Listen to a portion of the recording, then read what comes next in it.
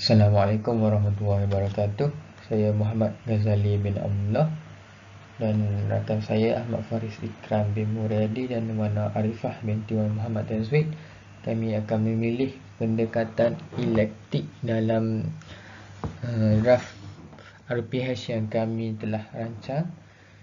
Kami memilih pendekatan ini dan sebelum itu saya akan terangkan sedikit berkaitan dengan pendekatan elektik.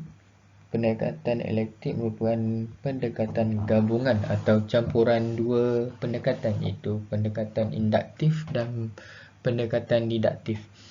Dan pendekatan ini mempunyai dua variasi yang bermula daripada contoh kepada generalisasi dan berakhir dengan contoh, dan satu variasi lagi bermula dengan generalisasi ataupun konsep umum pergi kepada contoh dan berakhir dengan generalisasi ataupun konsep umum kepada sesuatu topik. Okey, seterusnya kita akan melihat kepada beberapa perkara yang kami ingin bertanyakan. Yang pertama, draft RPH yang kami rancang, iaitu contoh RPH bahasa Melayu. Kami merujuk buku bahasa Melayu dan juga DSKP bahasa Melayu, dan kami memilih aspek tata bahasa. Dan kita akan melihat pendekatan elektif, iaitu penerangan kepada aktiviti dan juga rujukan kami sertakan dalam pembentangan ini.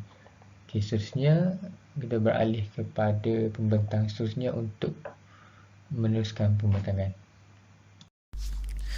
Baiklah, saya akan menerangkan draft RPH Bahasa Melayu tahun 2 yang bertemakan kekeluargaan unit keluarga berhemah.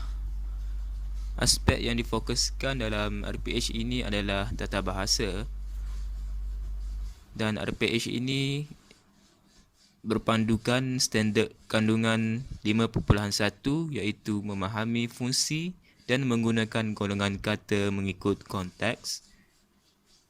Manakala standard pembelajaran pula iaitu 5.1.1 memahami, mengenal pasti dan menggunakan golongan kata mengikut konteks. Baiklah, aktiviti yang akan dilaksanakan adalah murid didengarkan dengan lagu suasana Hari Raya versi Upin dan Ipin. Murid dikehendaki mengenal pasti penjodoh bilangan yang terdapat dalam lagu tersebut. Kemudian, guru menerangkan konsep penjodoh bilangan kepada murid. Murid perlu menyesuaikan penjodoh bilangan yang diberi oleh guru. Dan akhir sekali, murid dikehendaki memberikan contoh penjodoh bilangan. Baiklah, objektif RPH pada kali ini, pada akhir sesi pengajaran dan pembelajaran, murid-murid dapat mengenal pasti penjodoh bilangan dan dapat memberikan contoh penjodoh bilangan. IMK yang akan diterapkan dalam kalangan murid pula iaitu nilai murni, baik hati. Okey, untuk slide ini kita akan terus kepada penerangan aktiviti berdasarkan draft RPH yang telah kami bincangkan. Berdasarkan draft RPH, kami menggunakan kaedah pengajaran eklektif iaitu gabungan ciri-ciri terbaik dalam kedua-dua pendekatan. Untuk aktiviti ini kami gunakan contoh kepada konsep kepada contoh. Okey, kita terus kepada contoh. Untuk contoh ni, sebagai set induksi, murid akan didengarkan lagu Suasana Hari Raya versi Upin Ipin, kerana lagu Suasana Hari Raya ni terdapat penjodoh bilangan sepotong kuih. Okey, seterusnya, baris lagu yang mempunyai penjodoh bilangan diulang beberapa kali untuk membolehkan murid mengenal pasti penjodoh bilangan. Maknanya dekat sini guru mengulangi chorus lagu yang terdapat penjodoh bilangan. Jadi dari situ murid dapat tangkap topik yang ingin dipelajari.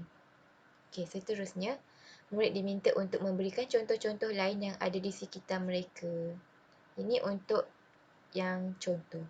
Seterusnya, kepada konsep.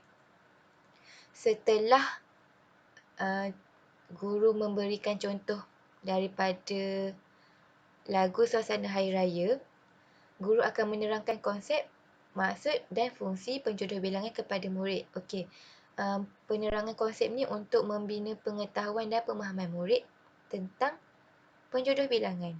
Seterusnya, guru meminta murid untuk menghafal dan memahami maksud penjodoh bilangan. Sebab kaedah pengajaran interaktif ni memerlukan hafalan.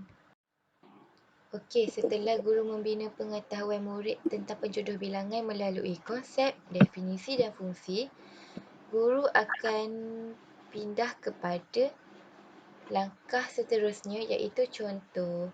Untuk contoh, kami menggunakan aktiviti berbentuk permainan kad. Okey. Untuk permainan ni, guru menyediakan 2 set kad iaitu satu set mengandungi kata bilangan seperti sekumpulan, setandan, sebuah, sebentuk dan sekaki. Satu set kad lagi mengandungi gambar benda dan haiwan. Okey.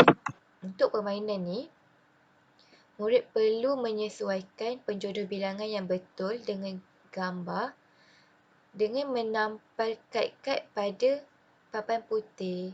Dari sini kita boleh nampak sejauh mana pemahaman murid tentang penjodoh bilangan. Okey.